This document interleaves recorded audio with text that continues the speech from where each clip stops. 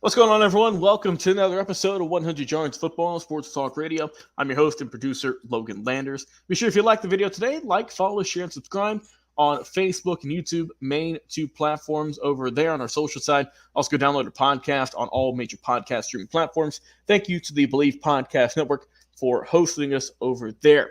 Now, today, the topic we're talking about is the 2024 Tampa Bay Buccaneers team preview. I can't do it by myself, so I had to bring on my guy from the Elite Sports and Entertainment Network, Mr. Jay McLovin. Jay, how you doing, my friend? And also, what do you think about Tampa, man? A team that surprised some people last year? Do you think they're going to have some similar success in 24? Yeah, thanks for having me, Logan. I appreciate it. Okay, let's talk Tampa. Tampa was 9-8 last year. Good record, honestly, in Baker's first year. And that was his first year, correct, Logan? I don't think he was there. I believe so, yes. Yeah, I believe it was just year one. So, year one, from where he did when he left Cleveland, obviously not in good terms, obviously left Carolina after a short stint there in hell. And then he got to what I call heaven for him over in Tampa under the guy who's currently now the head coach at Carolina. They got him back on point, and he is now playing extremely well, Baker is. And so what do they really need to improve on from last year? Well, definitely the O-line. Let's just start with the O-line first. That O-line was garbage last year. A lot of it was due to injuries. I think he retired, if I'm not mistaken. But, yeah, it's the O-line. Now, they in between the tackles, they drafted Graham Barton. I believe he's out of Duke. Who plays center, but he can also play the guards. So he's very interchangeable. So that was obviously a good pickup right there. They also had Elijah Klein from 2023. That was a first rounder. So between those two guys and the tackles, that should give them a good base for Baker to operate out of. And Logan, as you know, if they're going to do better than 9-8, he's got to stay upright. That's step one. Step two would be Evans is a little older. Godwin is a little older. Godwin has been hurt a little bit. Evans has been hurt a little bit. So they have a little bit of an aging receiving core over there. So I still think they brought in a new guy, or they brought in Sterling Shepard. Baker wanted Sterling Shepard from his Oklahoma days to come and join the team. Now, obviously, Sterling Shepard had injuries in his 9-year career over there with the Giants. He got let go. Tampa went and picked him up because Baker wanted to work with them. So they do have him over there. He has to stay healthy. That is the one thing. But they brought in a Sterling Shepard. They brought in a couple of the little small free agents in there. I think the Cedric was with the New Orleans. But they brought in a couple of the free agents. I think they drafted McClellan, that wide receiver, Logan. I think he was in the later rounds when they picked him up. But at the end of the day, I still think wide receiver is a little bit of an issue for them just because of the age. And the offensive line still has to prove that they can stay healthy, that these guys will solidify and keep Baker upright. Those are some things that they're going to have to look at. They've obviously gone through OTAs. They're still saying high praises. So we'll see how it comes up out of training camp and as we go. But I will tell you this. They needed to have that depth. They had a depth at the linebacker spot, the safety spot, and the wide receiver spot, and obviously at the O-line spot. But these guys got a hellified schedule. They really, really do. This schedule is not easy for them, Logan. In week 2, they got the Lions. Week 4, they got the Eagles. Weeks 5 and 8, they got the Falcons.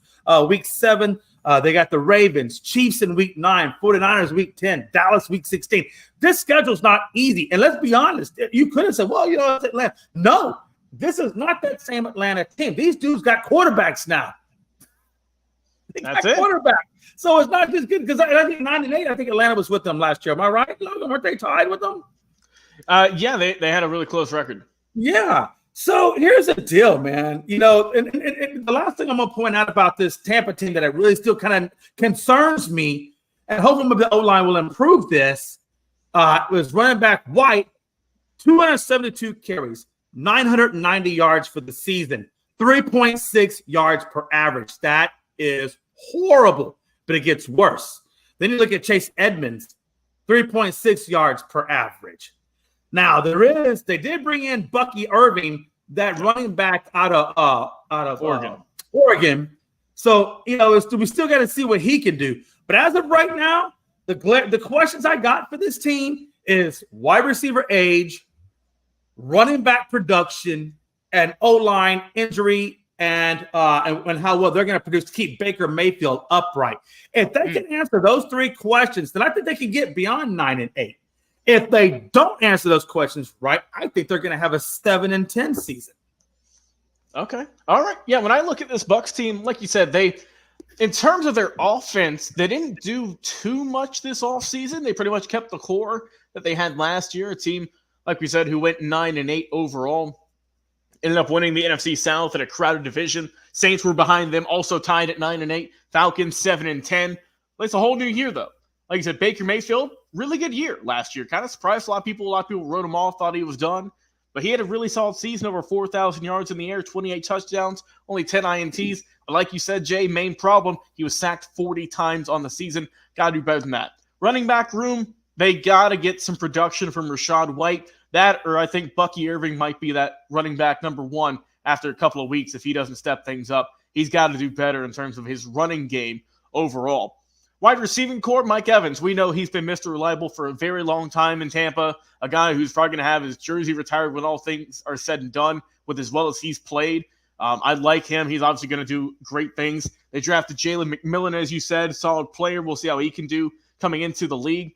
Chris Godwin, a guy who is really solid also. It's a good 1-2 punch there with Evans. We know Godwin last year over 1,000 yards, catches 83, only 2 touchdowns, so I think that might go up this year.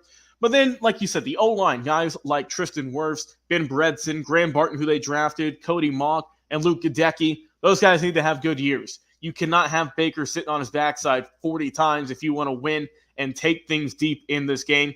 Flipping the defense real quick, we know they've got some good players over there, man. Vita Vea, Logan Hall, 2 that come right off the bat right there. And then you look, and they got Jamel Dean, Jordan Whitehead, Antonio Winfield Jr.